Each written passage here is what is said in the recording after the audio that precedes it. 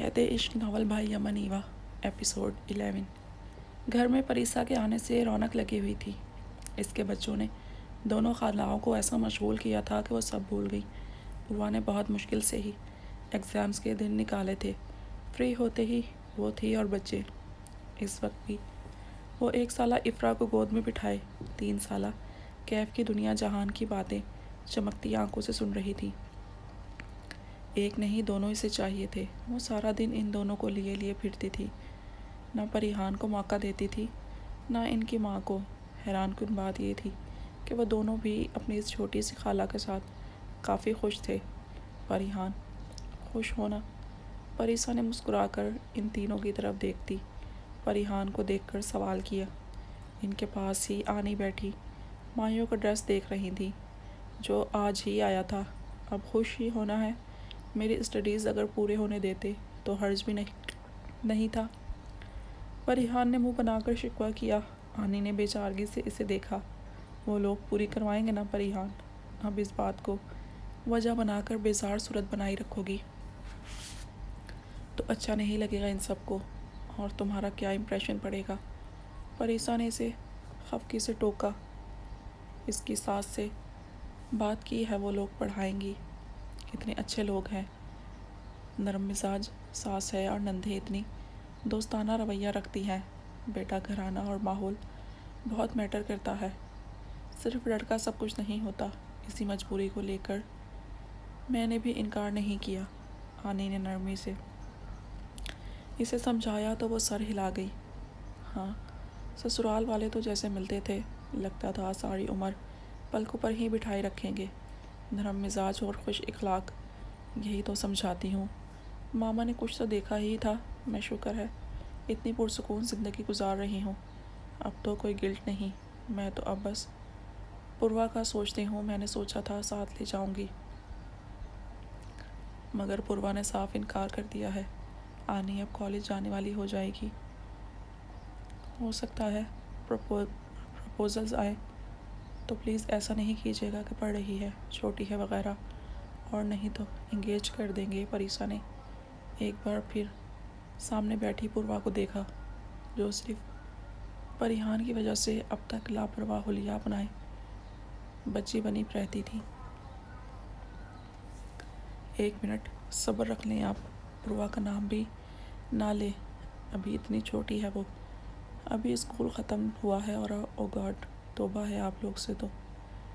پریحان ہمیشہ کی طرح ماتھے پر بل ڈالے آنی اور پریسا کو منع کر گئی۔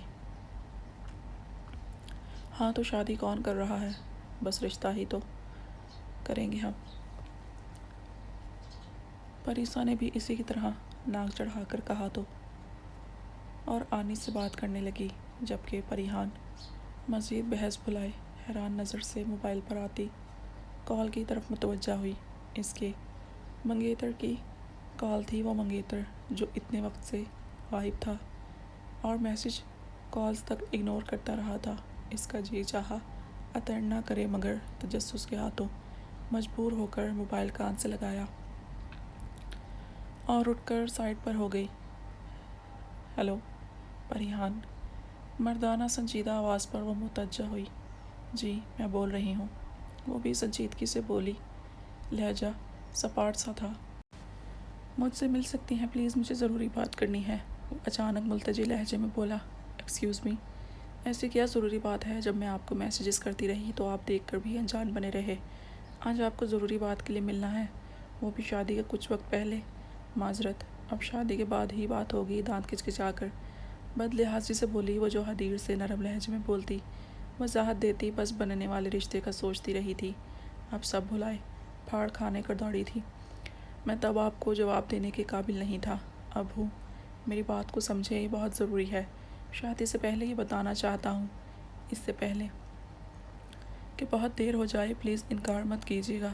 وہ عجیب سے لہجے میں بول رہا تھا۔ پریحان کی چھٹی حس نے کچھ بہت غلط ہو جانے کا اشارہ دیا تھا۔ اوکے، کہاں ملنا ہے؟ نہ چاہتے ہوئے بھی وہ مان گئی۔ دل بے چینی سے دھڑک اٹھا تھا۔ وہ ملنے کی جگہ بتا رہا تھا، کوئی آئس کریم پارلر تھا۔ پریحان نے نوٹ کر کے کال بند کر دی۔ کل اس نے مایوں بیٹھ جانا تھا۔ ہانی نے پہلے ہی منع کر دیا تھا کہ مایوں کے بعد نہ وہ باہر جائے گی نہ زیادہ ملنا جلنا کرے گی، مگر اس ملاقات کے لیے حامی بھرنا پڑی تھی۔ اسے ملنا ہی تھا اس سے، جانے وہ کیسا دکھتا ہوگا اور کیا کہنے والا تھا، جانے اب کیا ہوگا۔ وہ لب کاٹتی سوچ میں گم دوبارہ سے ان سب کے پاس جا کر بیٹھی۔ ننا کیف ماں کے موبائل پر انگلش سانگ لگائے ڈانس کر رہا تھا اور اس کے الٹے سیدھے عجیب سٹیپس پر پوروا تالیاں پیٹ رہی تھی۔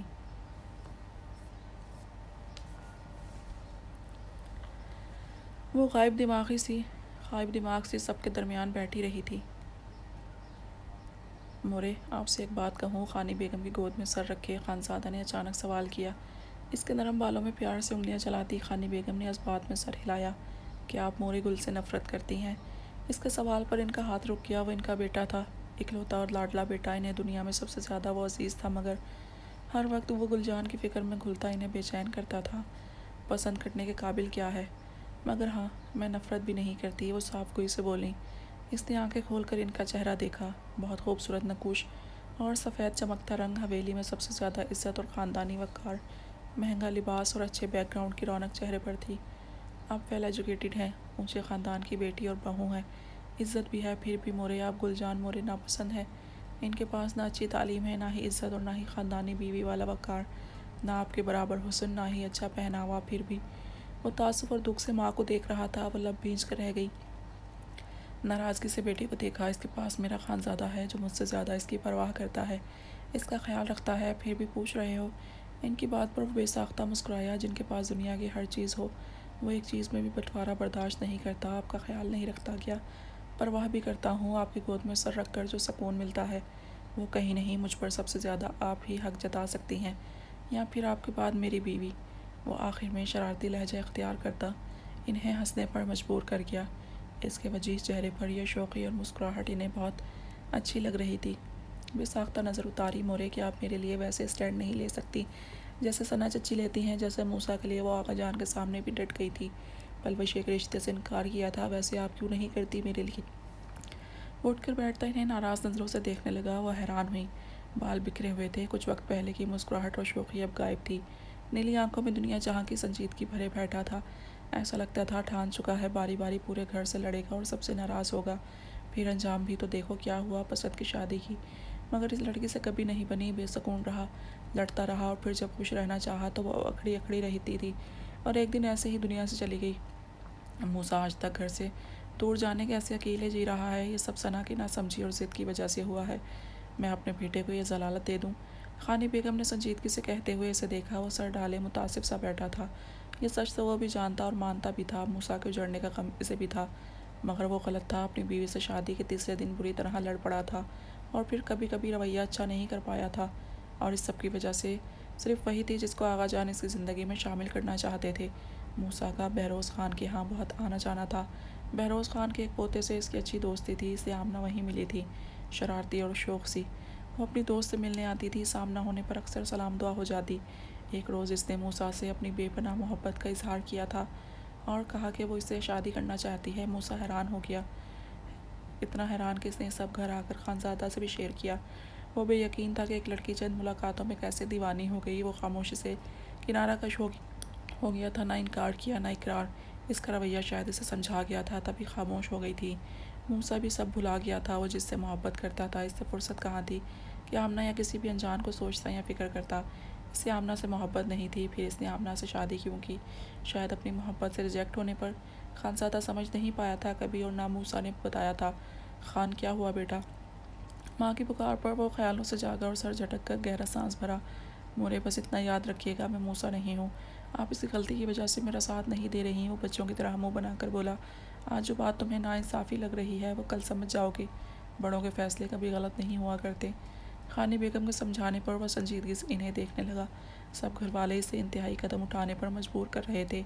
وہ انجان تھے خانزادہ اپنی منمانی پر آیا تو کیا کرے گا؟ ابھی وہی جواب دیتا کہ مردان ملازمہ نے آقا جان کا بلاوا دیا۔ وہ اٹھ کر مردان خانے پہ پہنچا۔ کیا ہوا؟ سب خیریت ہے آقا جان؟ وہاں آغا جان اور خان داور پریشان سے بیٹھے تھے۔ وہ ان کے پاس بیٹھتا فکر سے پوچھنے لگا، خان سوار پر قاتلانہ حملہ ہوا ہے، ہاسپٹل جانا ہے، چلو گے یا بعد میں آ جاؤ گے؟ خان یوسف کی بات پر وہ گھبرا گیا اور داور بھی لب بیچا بیٹھا تھا۔ میں بھی چلوں گا، وہ ٹھیک تو ہے نا؟ کب ہوا، کس نے کیا؟ اس نے پریشانی سے سوال کیا۔